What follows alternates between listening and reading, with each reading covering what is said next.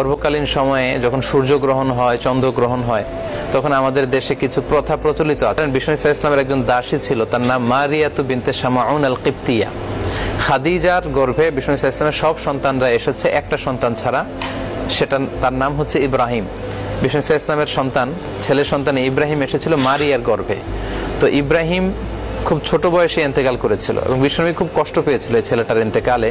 বিষ্ণুনবী বলেছিলেন, ওয়া ইন্না বিফিরাকিকা ইয়া ইব্রাহিমু লামাহজুন, হে ইব্রাহিম, আমার ছোট সন্তান, তোমার আজকের চলে যাওয়াতে আমি খুবই দুঃখিত। তো সেই দিন সূর্যগ্রহণের দিন ছিল। তখন সাহাবারা অনেকে বলতে শুরু করলো, দেখো বিষ্ণুনবী কি পরিমাণে শোক প্রকাশ করছেন, বিষ্ণুনবীর সাথে সাথে প্রকৃতিও শোক প্রকাশ করছে। দেখো আজকে সূর্য বিষ্ণুনবীর সাথে শোক প্রকাশ করছে। বিষ্ণুনবী সন্তানের ইন্তেকালের কারণে প্রকৃতিও আজকে শোকাবেশ ধারণ করেছে।